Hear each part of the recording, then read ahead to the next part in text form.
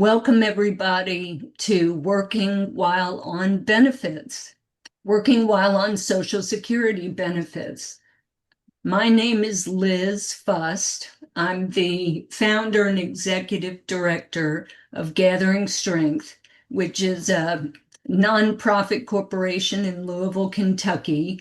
We work to empower people with disabilities to achieve better health, increase self-sufficiency, and become more engaged in the community. We have a large group here today, which is why we're using a webinar format. What that means is that you will not be able to unmute and you will not be able to turn on your video. If you want a certificate of participation to get continuing education credits, there will be a form with 2 questions for you to answer, and the link to that form we will put into the chat towards the end of the webinar, and it will be on the survey that pops up on your screen when the webinar ends. You will be able to use the Q&A. If you look at the bottom of your screen, you should see a menu, and the Q&A is where you put your questions. We will be paying attention to these questions, and David Edwards will take a break in the middle and towards the end so we can ask as many of your questions as we possibly can. If you're unable to type a question, feel free to hold it until later and email us. Or if you want to, you can call us and we're happy to answer whatever questions you have. We are recording this webinar and we will put it on our YouTube channel, and I will send a link with that recording to everyone who registered along with the presentation slides. You can enlarge the presentation slide or the ASL interpreter by putting your mouse on the line between the materials and our images, and you can drag it left or right to make one side bigger or smaller. Okay, we have with us an expert on working while on Social Security benefits. David Edwards has been a certified work incentives coordinator, CWIC, for 14 years and has served thousands of clients with disabilities. He is the Work Incentives Planning Assistance Director, the WIPA Director, at the Center for Accessible Living in Louisville, Kentucky. The Center for Accessible Living is an independent living center with offices in Louisville, Murray, Bowling Green, I think Lexington now too, Kentucky. It serves people with disabilities across most of the state. So we are lucky to have David with us today, and I will turn it over to you, David. Well, thank you. Good afternoon, everyone. Thank you for participating live. And we want to thank Gathering Strength for the opportunity to get the word out. I apologize if my voice is a little weak today, a little bit under the weather, but if you'll bear with me, we will talk about some really cool things. I do want to make a shout out to former trainers with VCU, Virginia Commonwealth University, and that would be Laura Coppy Richardson and Connie Farrell, 2 dynamic ladies who used to instruct those who are training for this position.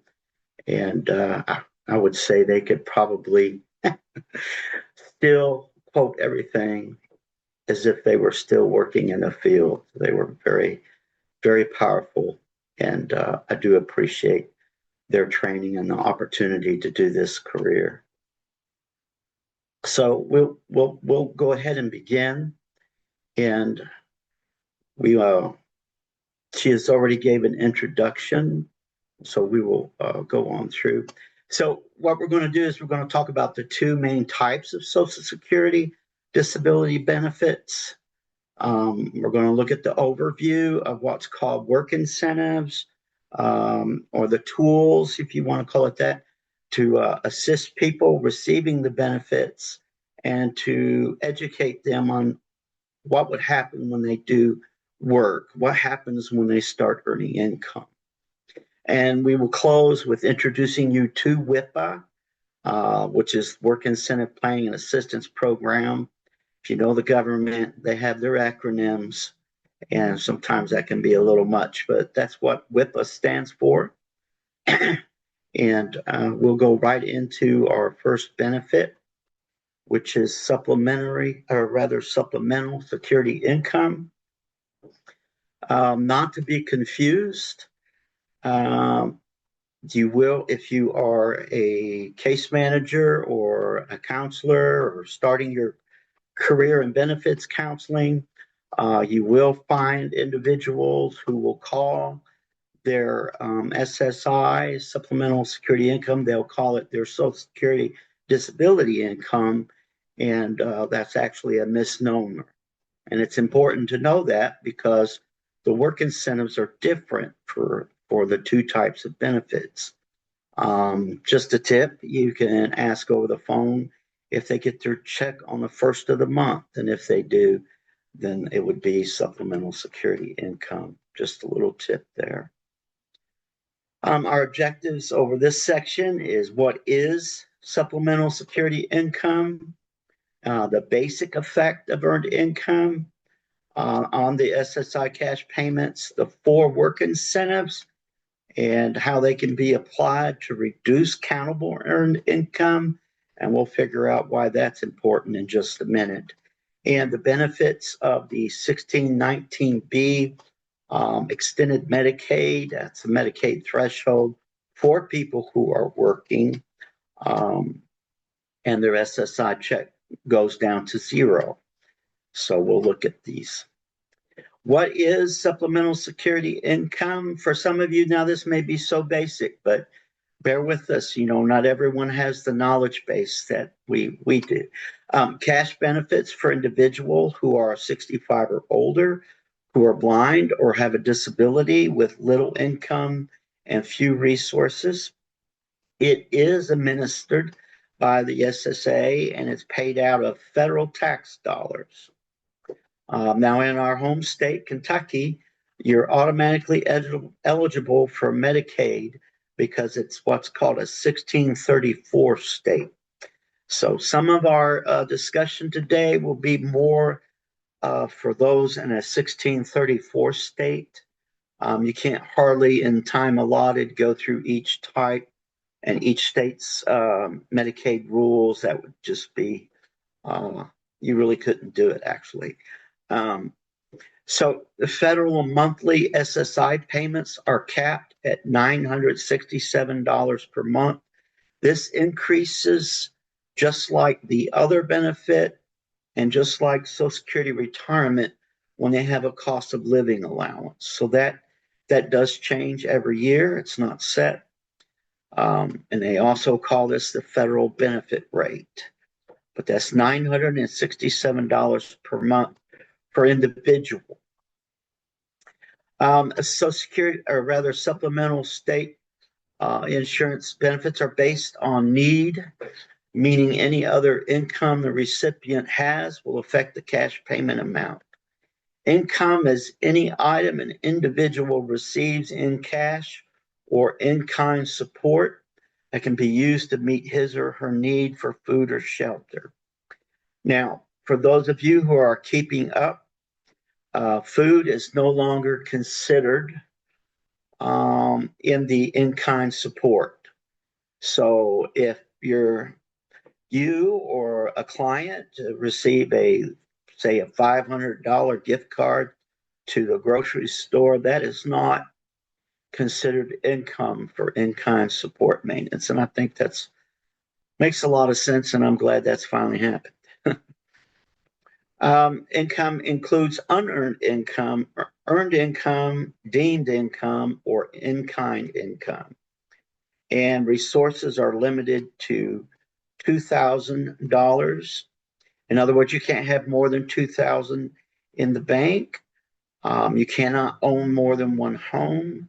If you're receiving SSI, you cannot own more than one car, because we're seeing these other things as your ability to sell, thus creating resource and funds for you.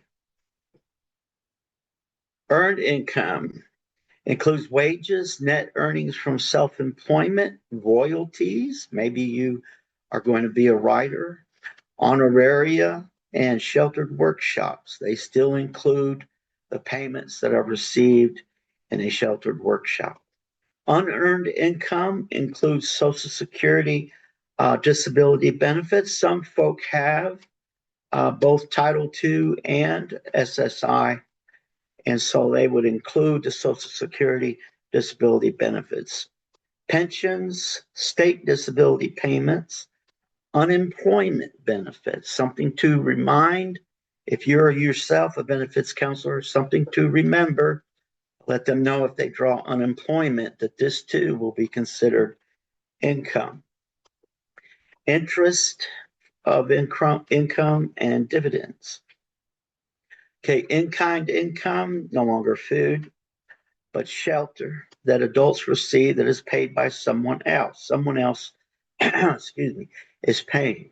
Deemed income is the part of income for a married person. One person receives SSI, the other person is working. So their income would deem on the individual receiving SSI. And yes, that happens with children.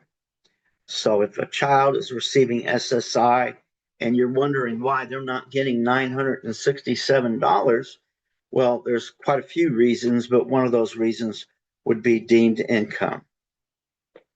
Social Security does not count all income when determining how much SSI a person will receive each month. This is our important section here. Social Security applies exclusions when determining how much SSI a person will receive. Basic exclusions, okay. So your first exclusion, we're going to see this in a calculation chart, so it'll make more sense when you see it, how it actually looks on paper. The first exclusion is $20. It's automatic. They just exclude it. And then the $65, because they're working, they automatically deduct $65. And then they count one for every $2 of earnings after applying those exclusions. So in other words, after the exclusions, the amount is divided in half.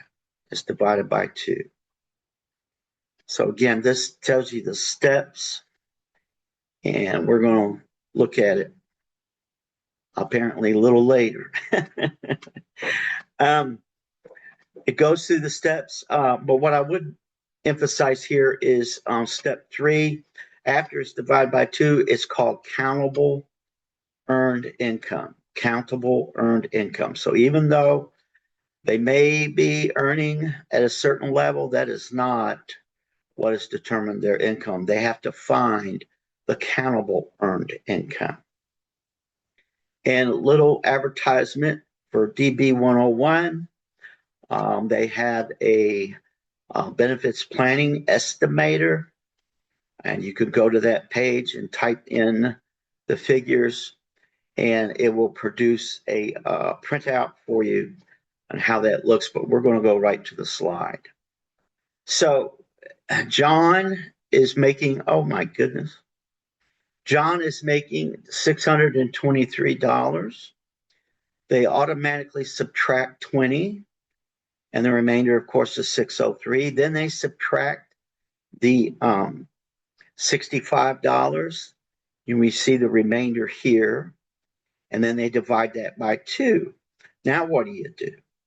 So that's the countable earned income.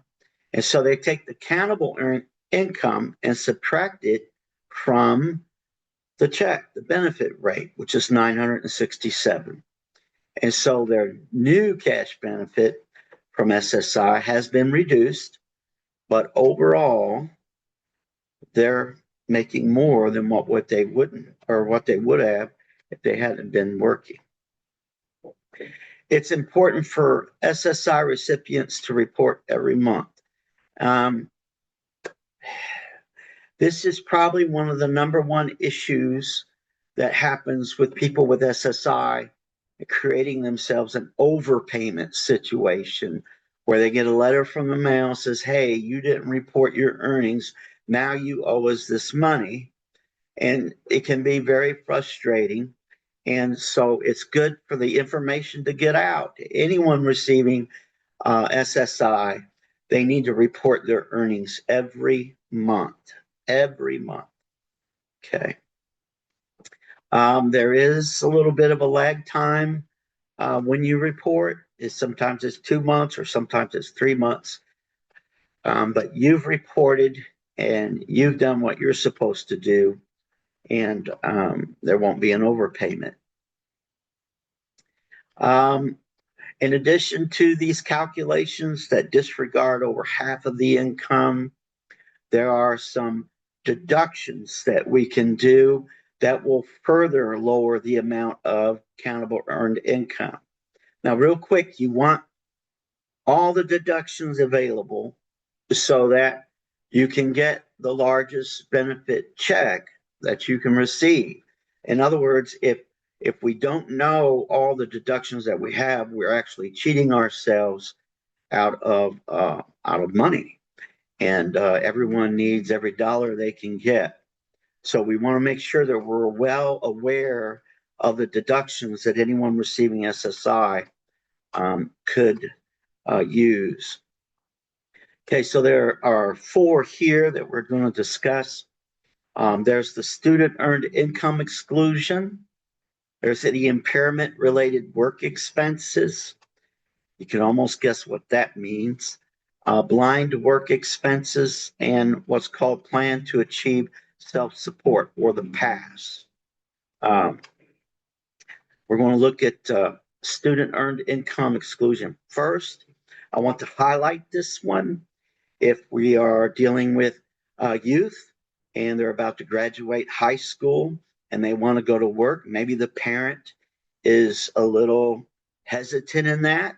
They went through the age 18 redetermination. They're going to have their SSI, and it's such a process. They don't want their loved one to lose any benefit. So this would be a good one to highlight and spotlight for those in transition or ready to go into college. They do have to be, as you see on this top line, they have to be regularly attending school. Social Security will actually exclude up to $2,350 each month that they work, up to $9,460 for the year. So no one's saying that they're going to be earning $2,350 a month, but that's the max level up to $9,460 for the year. So if someone's making $1,200 a month in their part-time job while they're attending school full-time, that could last quite a bit before their earnings would count. With this work incentive, students can work. Their earnings will not count until they earn up what we just said to the monthly and annual limit. Social Security usually adjusts the monthly and the year limit, again, with that cost of living allowance that goes through, which will eventually go through. That's going to go up for next year. And this is just to show you how this looks in the calculations. And so the paycheck is this much, but that student can deduct the entire paycheck. And so the bottom line is they get their cash benefit and all their earnings. And look at that, $2,200 for that month, which is totally awesome. I highlight that. The reason I say this again is because somehow this information is not necessarily out there. So take this note, and anytime you're in a situation you can share this information, please do, because this has to actually be applied for. So it's not something automatic that Social Security is going to do. We go to impairment related work expenses. It's about the way it sounds. Anything related to your disability that helps you go to work can be considered a deduction.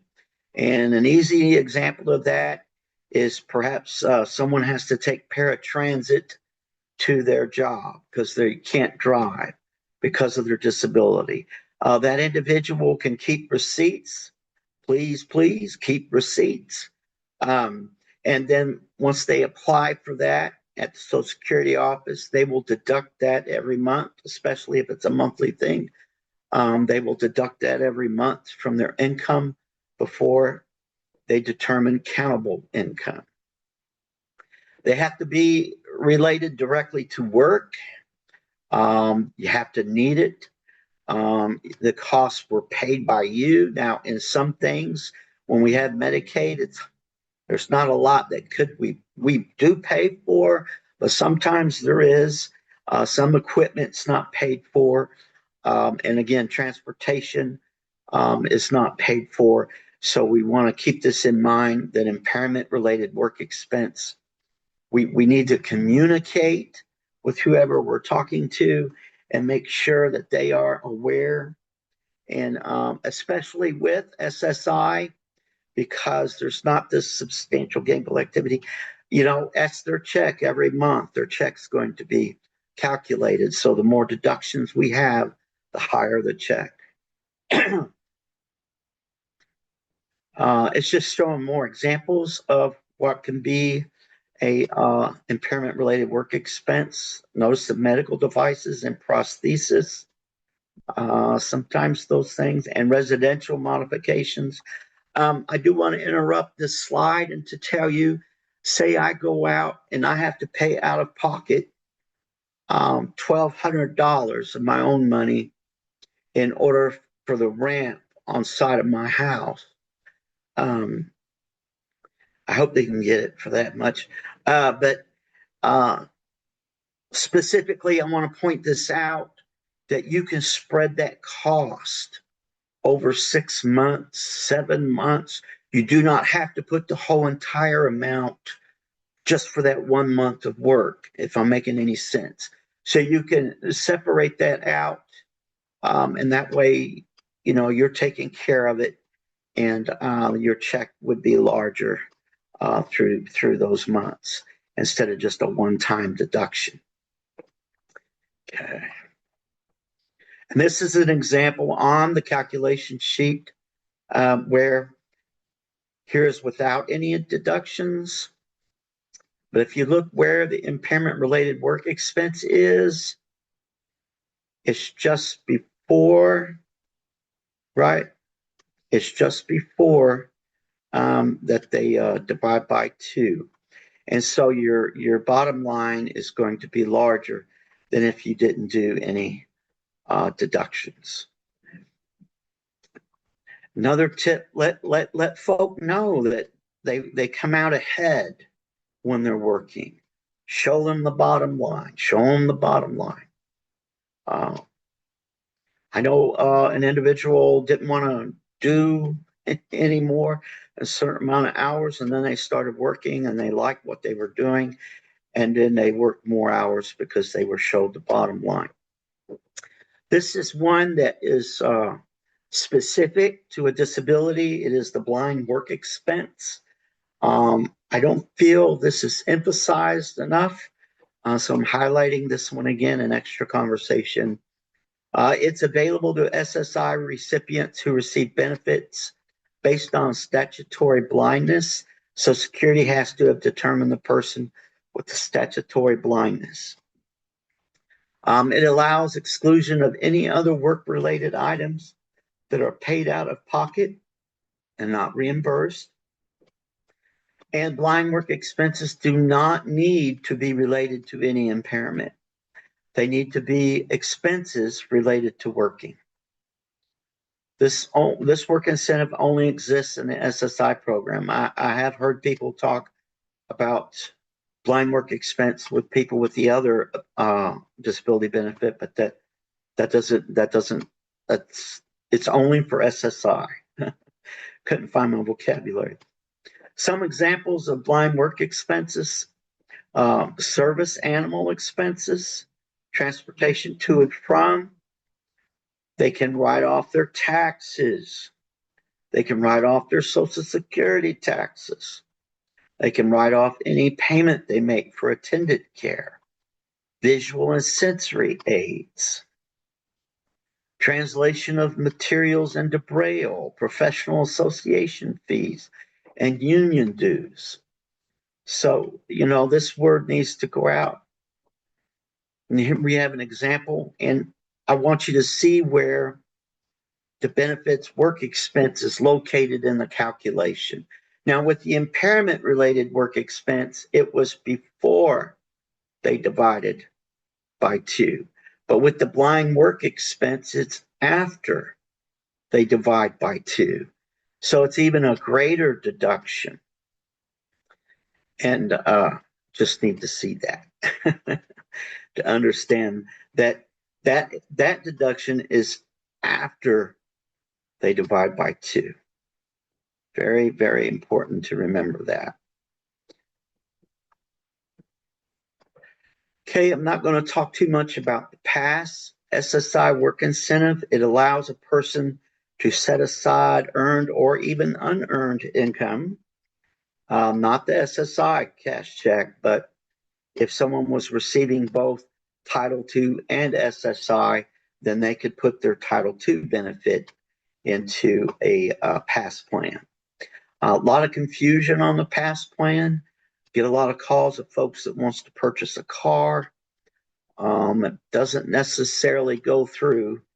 It really needs to be related to a work occupational goal.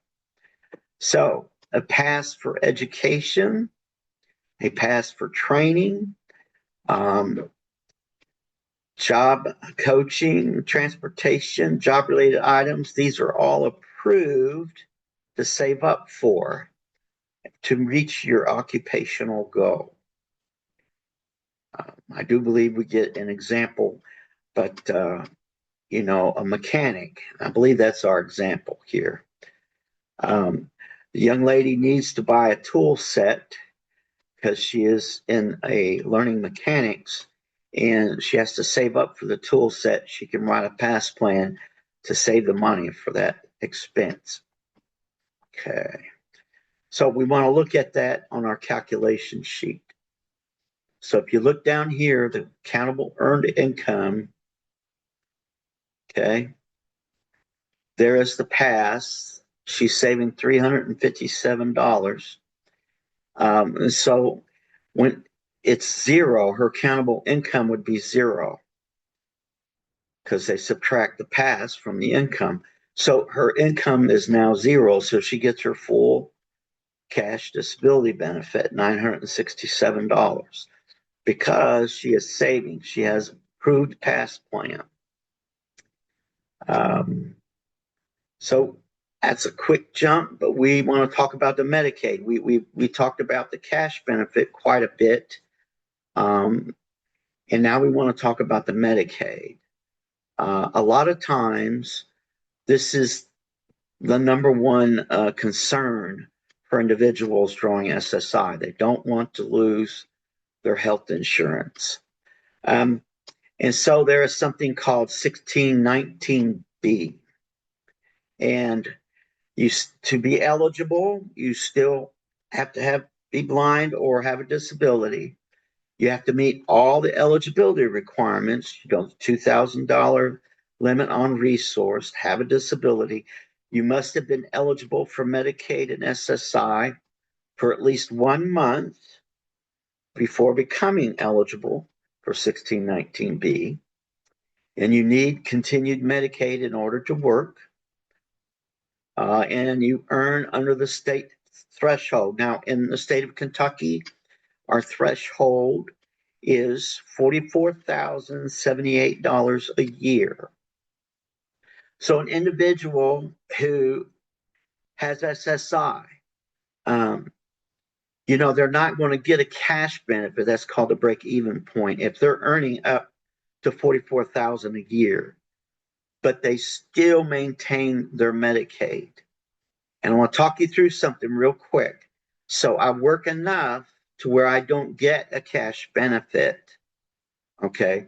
But yet I keep my Medicaid. Now, at the same time, I have to report every month.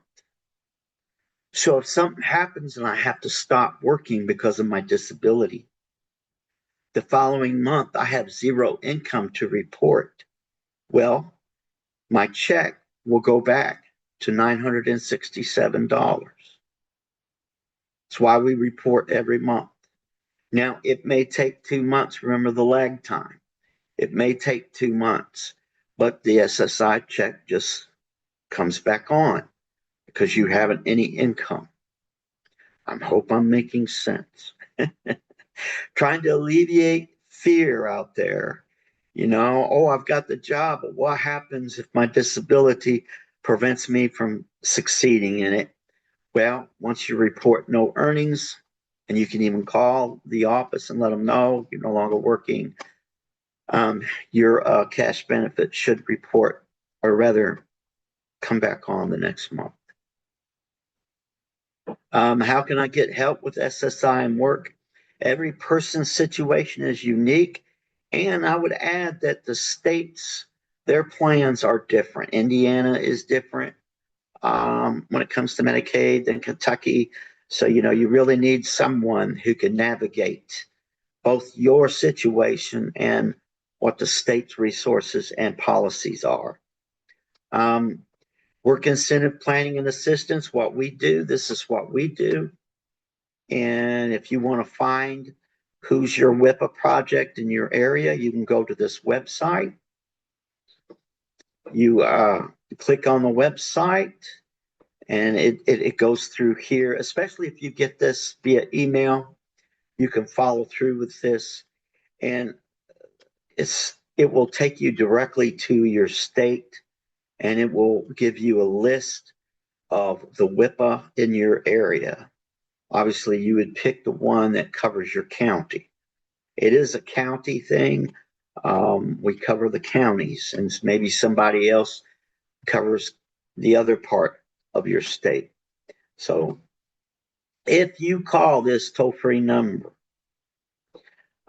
someone will ask you questions, and they will literally fill out a referral form for you. And they would send that to a WIPA project, and then you will get a call from a WIPA counselor, and you can begin the process of getting your own personal counseling from someone who is certified and experienced. All right, our first question break. Great. We do have, pardon me, we do have some questions.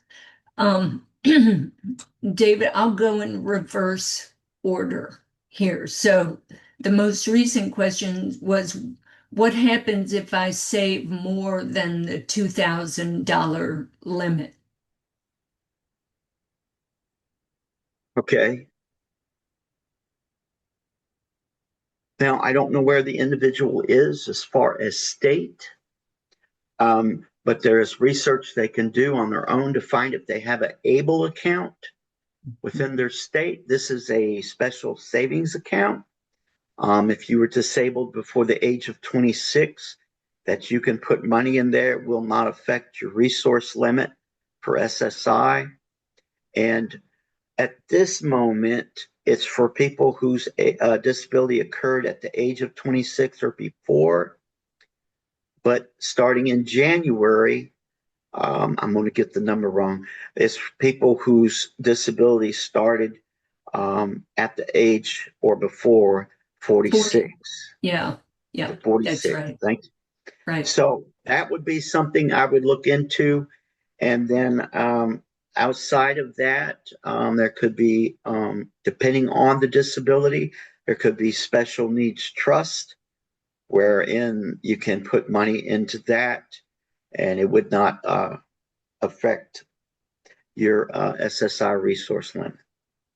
And I'll just, as a plug, we did a webinar last month called Saving for the Future. So when you get the link for the recording for this webinar, you will see on our YouTube channel the webinar for Saving for the Future, which will have a lot of information about what you can do to save money while you are on means tested benefits like SSI, food benefits, housing benefits.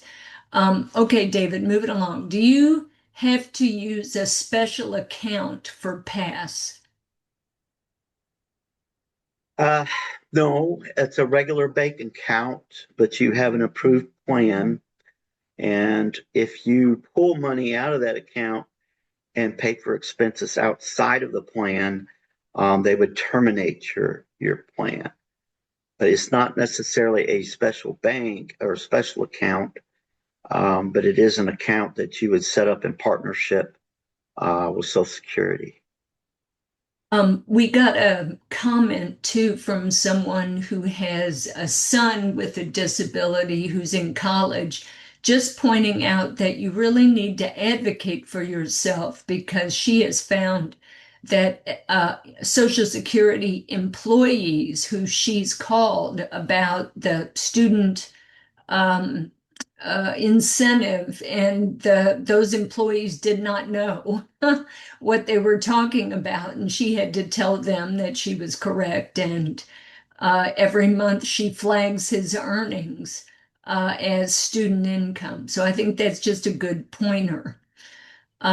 Here's a question. With the new PIE verification system, they're asking to not report earnings. Should we still report? That is really on an individualized basis. If you are self-employed, it would be a good idea to discuss that with the Social Security Administration. If you are just working a 9 to 5, then yeah, go ahead and do the pie. We call it pie, and it should be okay. And one, you have through that you have proof that you are reporting. Um, it's still kind of a new process. They just started releasing it out a few months ago, so we didn't put any discussion of that on here. But if we do this again next year, we will certainly have a section on that. Great. Uh, So next question, are supplemental security income rules different for those 65 and older compared to those under 65? I do believe there is some differences. I don't believe that Medicaid would be affected Mhm. by work. Um, but outside of that, that is something I would have to get back to Okay, you all about that because as a WIPA, we mostly deal with folk who are receiving SSI due to disability and not due to age. got it. So can you work under the substantial gainful activity, although I guess that's really this is an SSDI question. Can you work under, maybe we should save this, but the question is, can you work under the SGA while you're applying for Social Security disability? Mm. Uh, if we were having a private conversation, I could answer that question. But WIPA, we are prohibited from assisting on, the applying process and appeals process and all that. We just don't do that. Okay, I have three more questions and then we can move on. If you are over the $2,000 asset limit in SSI, though, your SSI ceases until you're under 2,000, correct? That is true. You could very well lose your eligibility and may have to reapply, worst case scenario. But I realize 2000 is not a lot of money these days. But you just have to remember to maintain that 2000 in your Okay. account no more. Here's a question. How do you report earnings in a three paycheck month? Mm, For SSI, your earnings are what you earned as you earned it. So all three checks will be your what they use to determine your countable earned income. The other benefits, what you work within 30 days. But so we know there's an extra pay period, and they count that. mm. So would you lose your if the three paycheck month put you over? Oh no, how would see, I don't even know what I'm talking about with the SSI. Does it affect your anything for that month? Is that month treated differently than other months then? Well, your countable earned income would be higher. Yeah. Okay. Are pass subject to the resource limit? Well, the pass is a specific account for savings, and no, that is not affected by the resource limit. Okay, great. Well, it is That was a two. good question, by the Yeah, way. that's a good question. So it is 2:42 right now. We have about 45 minutes and we will want to spare some time towards the end for more questions. So thanks, David. Okay, thank you. And this next section is not as long, so that should help. Okay, so we're going to talk about Title II benefits. Real quick, what is a Title II benefit compared Hey, to? David, Yeah, let me ask just one last question relevant to this. It okay. just came in. It said, I thought that SSI income is counted in the month it's paid, and SSDI is counted in the month it's earned. Am I right? That's right. It's counted in the month that it's paid, so that's why that extra pay period is included, and it would raise your countable earned income. Okay. All right. Thank you. Do we see the difference between being paid and then when it's earned? I don't, but if you want to explain it Well, briefly, if you go want to ahead. talk about the month that it's earned, okay, Oh, of course. Sure. Yes. yeah, Yeah. Yeah. You it's still worked. earned within the 30 days. The paycheck just landed, Yeah. within the next month, however that worked. Which is why Social Security uses 4.33 on your weekly earnings to determine your actual gross. Got it. Okay, so our objectives in this talk about Title II disability benefits. This is your SSDI, if you want all the acronyms, your DWB, and your CDB. The concept of substantial gainful activity, we really want to look at that. Um, the things they consider when making an SGA determination, and the work incentives that apply to Title II benefits that would help ease the transition from dependence on benefits to greater independence from working.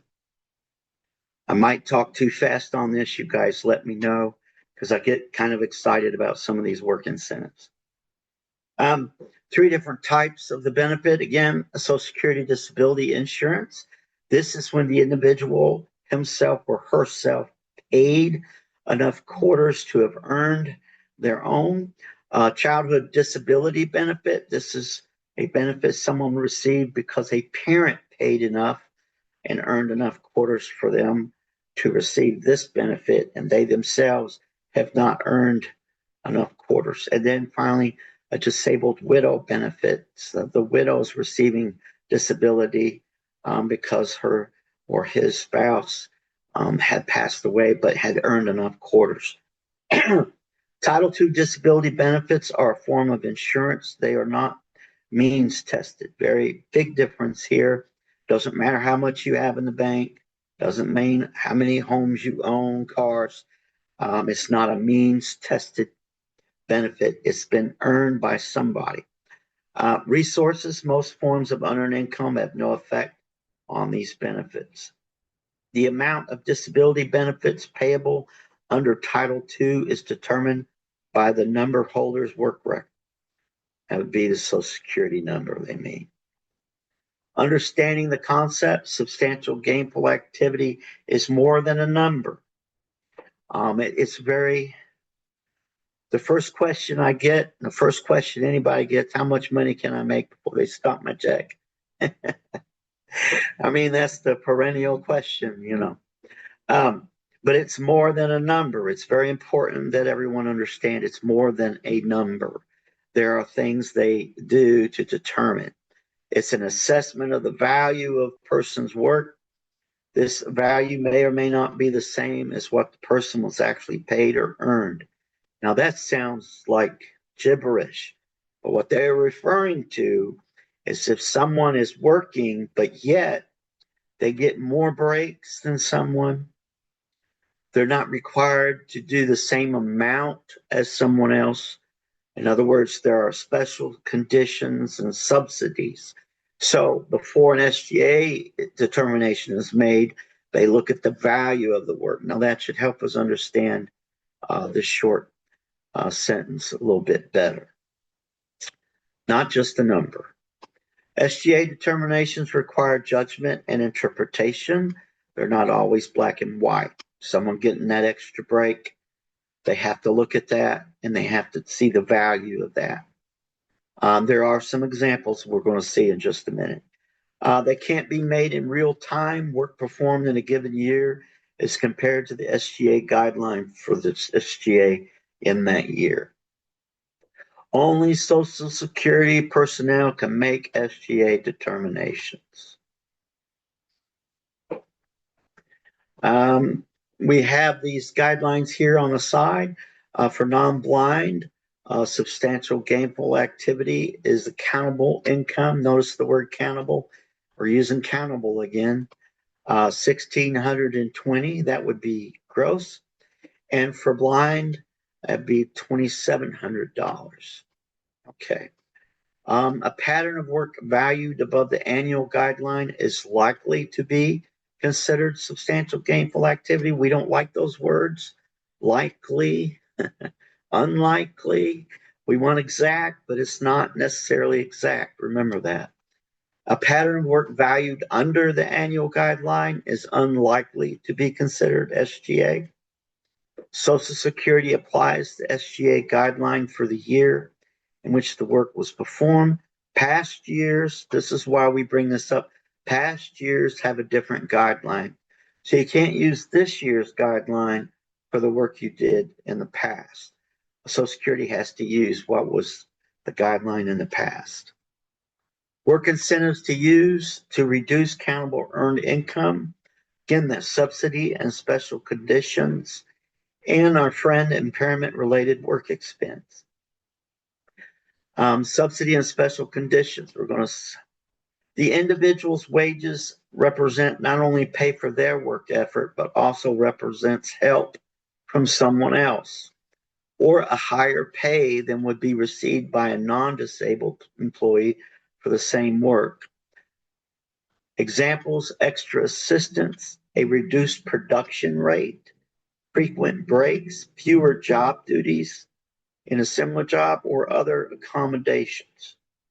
If earnings don't accurately reflect the true value of the person's work effort, Social Security must assess that value in another way. So Jerry is a mechanic. He's worked as a mechanic for several years. This is the interesting part. It took him twice as long to do an oil change as the norm, but he's being paid $18 an hour. So his employer is providing a subsidy of $9 an hour. He gradually was able to work at 75% and then 100%. And now his subsidy no longer applies. But while he was getting back into the job, his subsidy was there. His employer was fine with it. There's some little paperwork they have to fill out for the purpose of Social Security. And, they allowed that subsidy. Tracy's working as a dishwasher. Everybody loves Tracy. And the hotel kitchen, especially. She shows up for every shift, pleasant, easy to get along with. But she, compared to others, she works at about an 85% level. But she is still, earning what others are making. She's making 14 an hour. So $2.10 per hour that they're giving her for a subsidy. I hope I'm making sense. Okay. Some people with disabilities incur special costs by working that non-disabled personnel would do. We mentioned already prosthesis, transportation. With Medicare, you may have to pay your copays on your prescriptions related to your disability in order that you might work. Again, these paid out of the person's pocket, paid in the month, earnings received. This is another emphasis here to keep receipts. Keep receipts. Got to keep the receipts. Social Security makes that final determination. We can tell folk, your transportation, that could be a TARC, and even TARC 3 could be an expense, but yet they need to hear that and it needs to be approved by Social Security.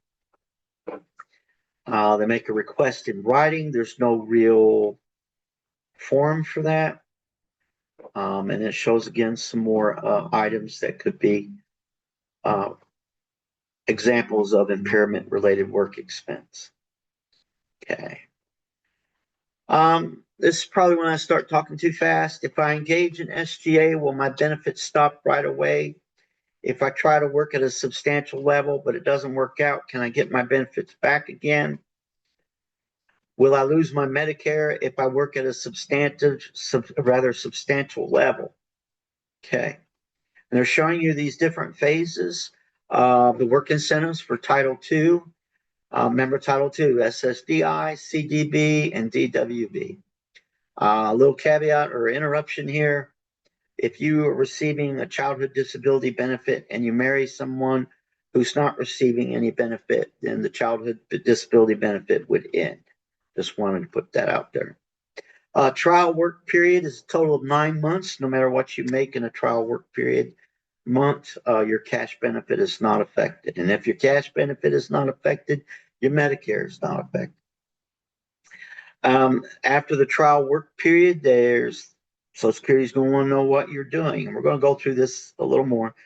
And are you performing at a substantial gainful activity level? Obviously, this is the 10th month, right? Trial work period is 9 months. So the 10th month, Social Security wants to know what you're doing. And if you're performing substantial gainful activity, you still get your check.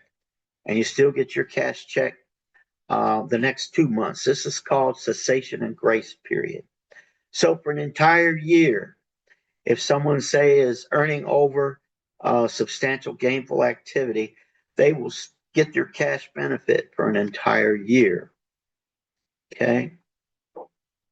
A little more on trial work period. You have to actually earn enough to use a trial work period month. If you gross less than 1,160 this year, you have not used a trial work period month. Who knows? Your job may be so part-time you don't actually use a trial work period month at all. If you don't use all your trial work period months within a 5-year period, they will begin to roll back. Social Security is supposed to know that. So you have to keep track. And why put this here is some things, we understand. And one of those things is that disability is unpredictable. You may start out great, you work 5 months and you can't get back to that job or to try again for 5 years. And so you should know that eventually, you know, all your trial work period months you did use will come back to use again. I want to look at this sentence here. Only one trial work period per period of entitlement. Okay. Of entitlement.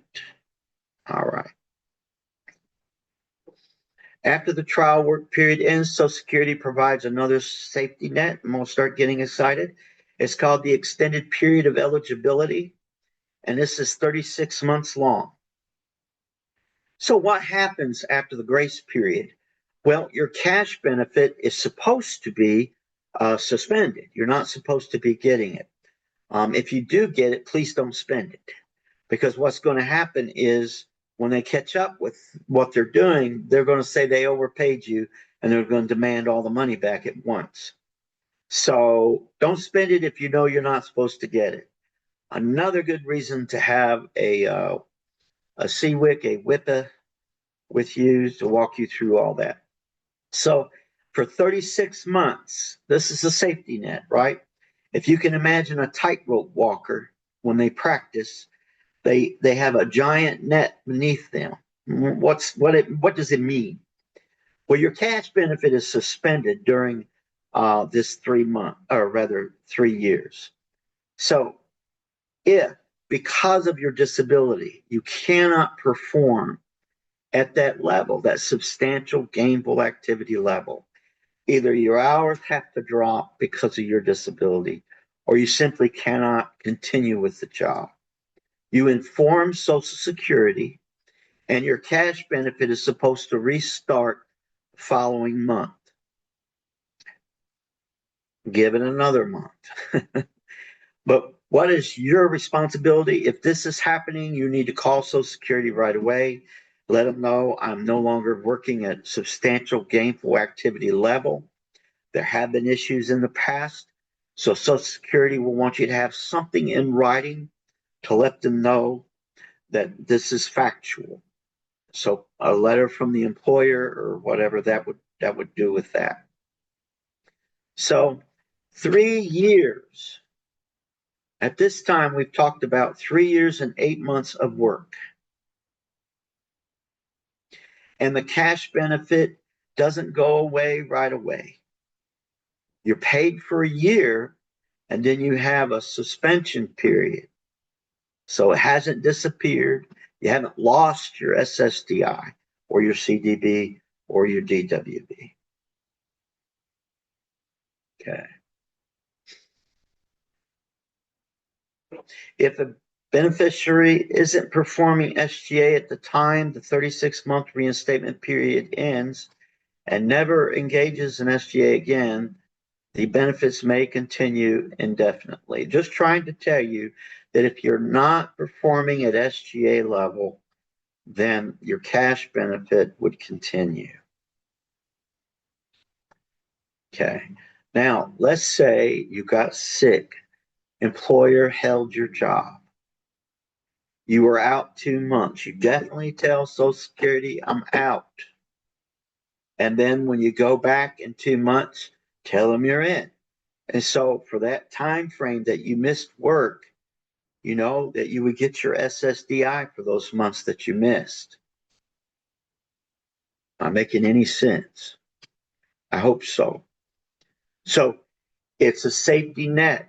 So if that net helps you for those 3 months that you had to stop, there you go, 3 months SSDI. Again, you're dealing with, government. You got to give them time. Maybe they're a little slow on getting the SSDI cash benefit to you. When a beneficiary performs sustained SGA level for the first time after the trial work period, okay, they're going through the cessation and grace period. I don't want to reread that. Okay. Okay, it goes on to tell you that the cash benefit continues for at least 12 months, 9 months trial work period, and 3 months the grace period. Isn't that cool? Talking to someone, they're a little concerned, got a good job opportunity, and you'd be like, hey, for an entire year, you're going to get your cash benefit, All right, so this is a little bit of a geek when it comes to these work incentives, and over the years, my favorite ones have changed, and now this is my favorite. It's called expedited reinstatement. All right. There's three positive things for expedited reinstatement. First of all, in order to do this, you have had to have worked all the way through your extended period of eligibility at substantial gainful level activity. And this particular work incentive is available for up to 5 years after you have worked what we would call worked your way off your benefits. You worked substantial gainful activity all the way through your extended period of eligibility, your safety net. And so the fifth year of work, again, disability is unpredictable. I cannot perform my job. I had to leave my job. What am I going to do now? Do I have to refile for disability? So what is there for me to do? And it's called expedited reinstatement. Okay. And if you can think of the sound expedited, or rather the word expedited, that's what it means. So I go into the Social Security office and I say, I need to file expedited reinstatement. I'm no longer working at a substantial gainful activity level. Okay. If you had worked your way off your Medicare would also start up as they give you a cash benefit. So here's the second positive with expedited reinstatement. Okay. Not only do they do it expeditiously, but they will pay you your cash benefit as they reinstate you. So for up to 6 months, they will give you a provisional payment while you're waiting to be officially reinstated on your disability benefit. And that's powerful, right? So, you went from a safety net to a lifesaver, if you're out there on the water. So, with that being said, if what you say, well, what if they don't reinstate me? What if I just medically improved enough that they're not going to reinstate me? Do I have to pay all that back? And the answer is no. You do not have to pay those provisional payments back. Okay. Now, once you're reinstated, if if you go to work and you're under substantial gainful activity for 24 months, this is called your initial reinstatement period. If you're under that substantial gainful activity for 24 months, you get a brand new set of trial work period months and you start the whole work incentive process over. Now, that's powerful to me anyway.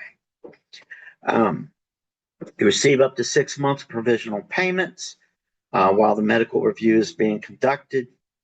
You do not have to pay those payments back. Now, the last thing, medical coverage, right?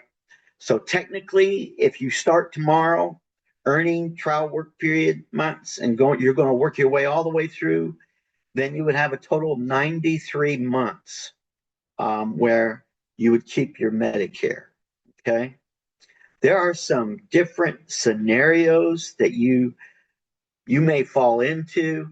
You use trial work period, but then somewhere along the line you stop substantial gainful activity and your cash benefit didn't stop. So you need benefits counseling to figure out where you're at as far as the extended period of Medicare coverage.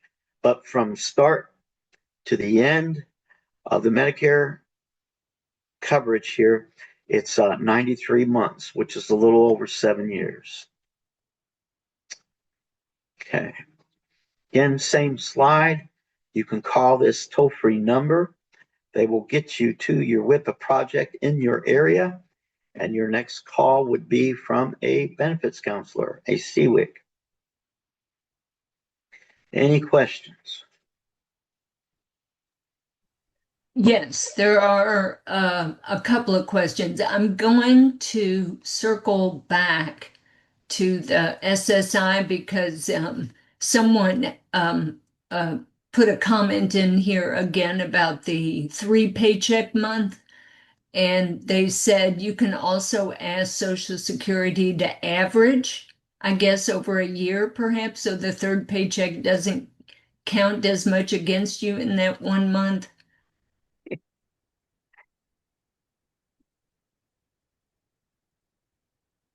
Well, when you're doing the calculation, it's what have you earned, it's going to go into that calculation. Okay. Now, if Social Security averages it, they average it, but I have to give the right answer. Whatever you get in income in that month is what they're going to count. Okay. Can you wait a minute. Now I lost my place. There was a question about the grace period months after the trial work period. This person said she hears conflicting explanation about this. What can she tell people about those grace periods after the trial work period? Um, One thing to note, it's very hard to Google it. Can't hardly find it in Googling it. Obviously, it would be in the Social Security Red Book where they discuss it, on print. Um, but the grace period is just simply that. It's 2 months on top of the cessation month that you get your benefit. I don't kind of know what the question is. Mhm. Well, I guess if you just explained it again right there, you get, sorry, I just hit my microphone. You get a trial work period of, was it 9 months? Correct? And then if you continue to work over the SGA, you get 2 more months of a grace period where you can earn over the SGA. Yeah. Month 10, 11, and 12.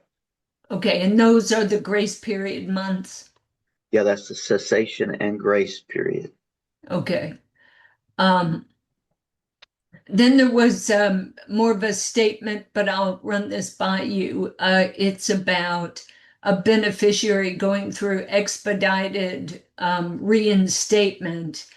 Um, um, it looks like they can only do that once. That is, I presume, if you went off of Social Security benefits and then you found you needed to go back on, and so you do the expedited reinstatement. You can only do that once. You can't like do it again. Um, what do you say to that, David? Well, once you're reinstated, I mean, your work incentives after that 2 years of non substantial gainful activity level earnings, your trial work period starts back. Normally, your trial work period starts back, so you have those available. So if you hit your trial work period back and then you start working and you go off of benefits again, can you have another expedited reinstatement? Well, I've never been told no, but I would add this: there's no rule that you can't file for disability again. I So I would see. I would suspect that yeah, you can use your expedited reinstatement again. Yeah, But but now that's just me making an yeah, assumption. okay. Um, I don't know if Back we to can. the SSI earnings. Um, if that individual has maintained that employment through that year, then it's quite possible, they could go to the Social Security office and say, hey, look, this happens all the time. But I still suspect, they're going to count that income within that month. Okay. Uh, let me trying to answer um okay, so can you explain when the TWP cycle restarts, my understanding is that the 9 months need to happen within a 60-month span. What if someone goes through the whole thing, 9 TWP, an EPE, and all of that? Can that cycle restart? If so, what does that look like? We might have to answer some of these via email after this, but David, I'll give you a shot at it right now. Well, your initial entitlement, you get the trial work period, total of 9 months. If you don't use all them within a 60-month time, then they would roll back. So in regards of having a second trial work period, that is once you've been reinstated and you've had 2 years of non-substantial gainful activity, 24 months, I should say. Then your trial work period would start all over. The work incentives start all over. Okay, so do you have more after this question session right now? No, not really. Just the intro to WIPA, but I think I've talked about it. Well, I think it would, I was going to say, I think since we have a little bit of time, if you have slides after this about WIPA resources, I was going to suggest we do show some of that. Is that what you were saying you have here? Yeah, I have a few slides on WIPA, Okay, but because I, the I other don't mind thing, to answer the questions. yeah, well, that was it. That was it. Oh, okay. Got it. Yeah. Okay. The mission of the WIPA program is to promote employment and financial independence for beneficiaries of the Social Security disability programs. You'll find WIPA in all 50 states and is funded primarily by the Social Security Administration. And we are a critical component of national effort to improve employment outcomes for people with disability benefits. Who's eligible for the services? Thinking about work, ready to go, or you're already working. And they could use what's called a benefit summary analysis. That's where we get a chance to write things down for you.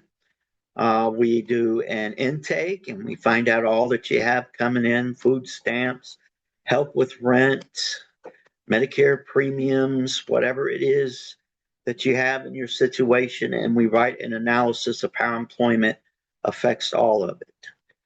We do have referrals. We do information and referral.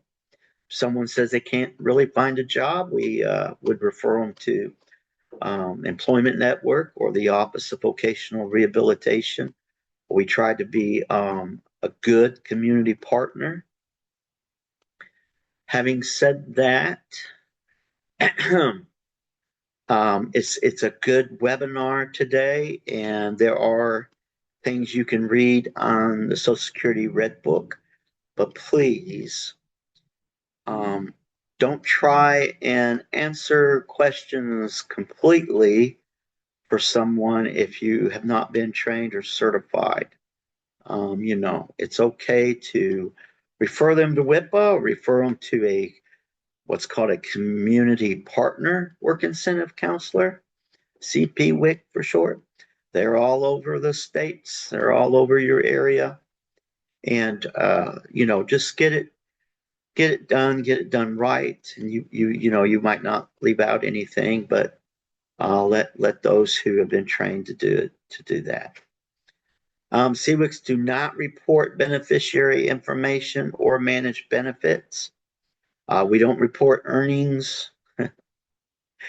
We don't call Social Security and say, hey, this person only wants to work part-time. We don't do any of that.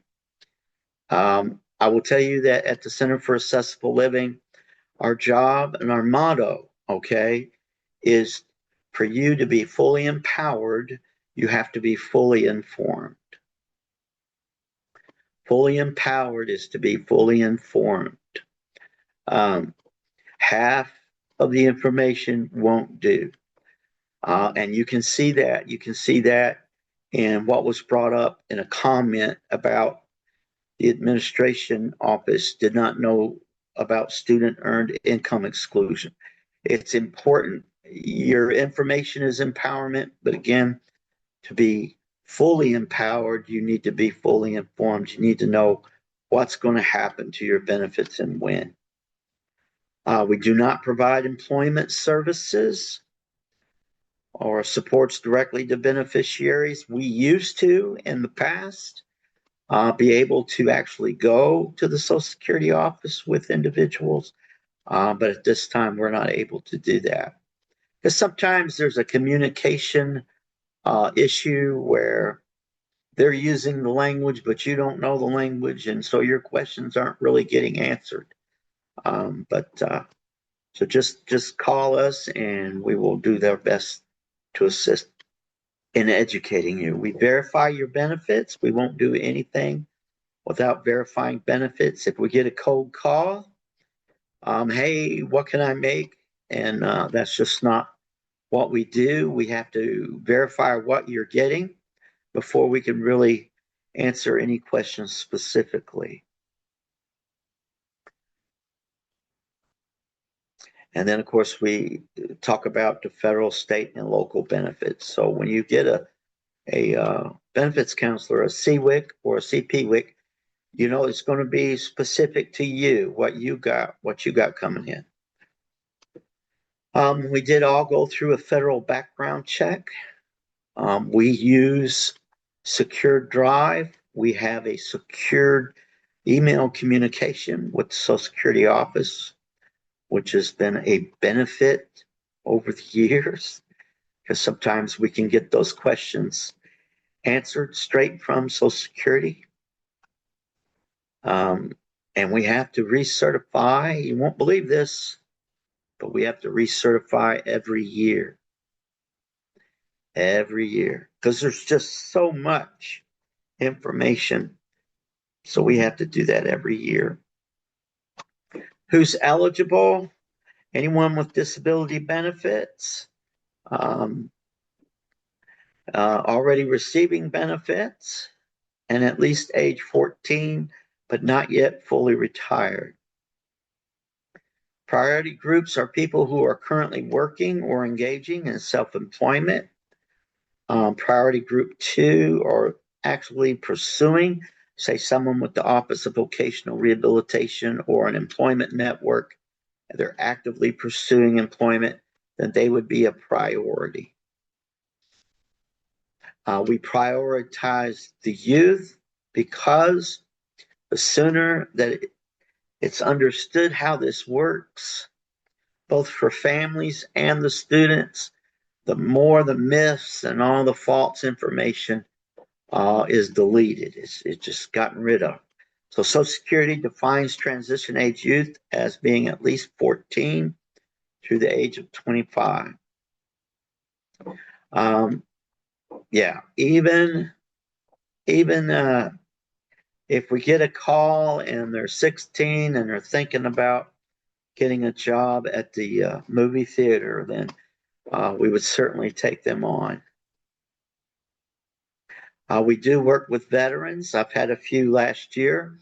They're receiving veteran benefits, but they are also receiving Social Security disability benefits. And so they need to know the analysis of how that works together. All right. Mythology about work and benefits is widespread. Some of you may just had a rumor crush today. I hope so. Again, help spread the truth about how employment affects disability benefits and medical insurance. And if you're in the field, just be positive, show them the bottom line, tell them the safety nets, all the deductions that can be made, and just stay positive. Probably going to backtrack in just a second, Hey, but David, I yeah. I do have a question. I don't think you'll be able to answer, but it is an opportunity for us to highlight how people can get answers about their where their state is. At least I think. So the question was about in California, will the SSI base rate be 1,206? Is that right or no? I mean, you won't know that because you're not in California, but how could she find out? No, what was that question again? In California, Yeah. will the SSI base rate be $1,206.94, right or not? Well, the federal benefit rate is 967. Yeah. Now, states do have supplements. Mhm. We have a supplement in the state of Kentucky, CRS, which is Community Integration Support. So not only do they get their 967, but they get the support payment of extra monies to ensure that they maintain housing.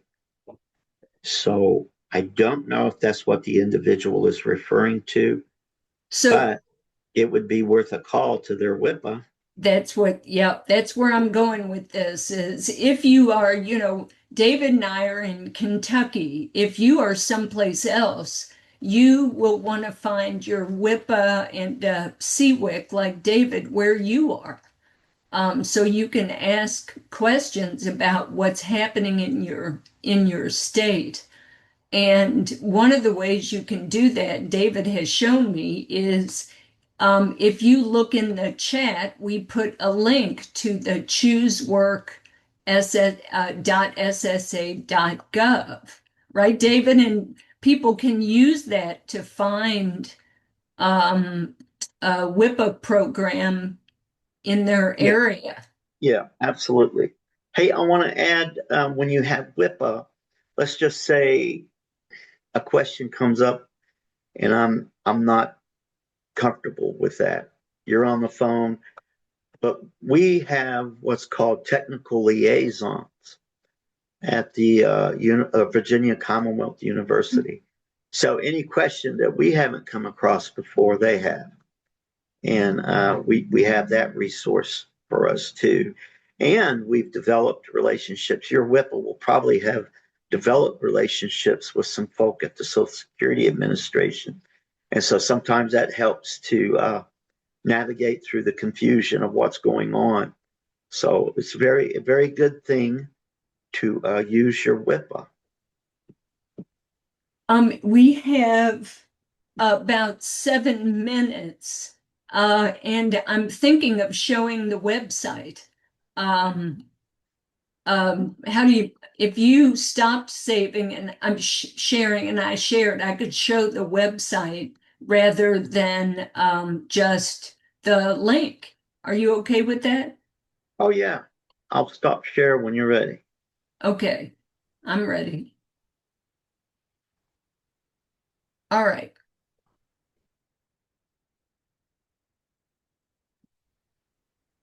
My apologies to the ASL interpreters for springing this on. Oops, sorry.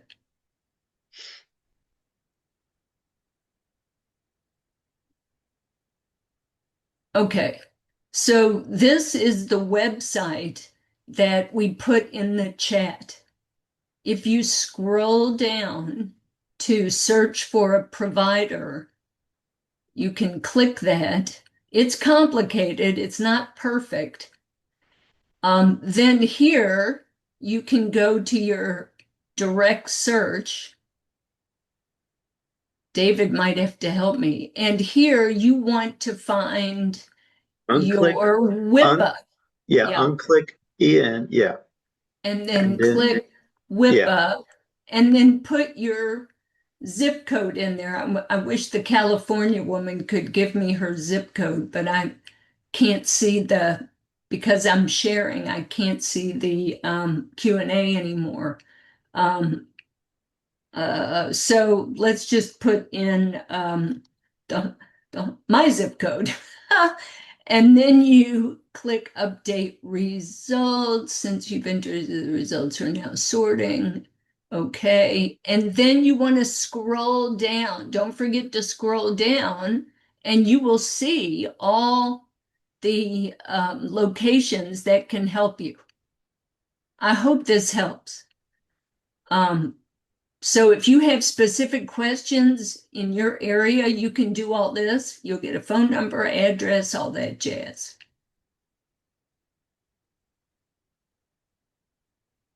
David, anything else that we should say? We are at 3:26.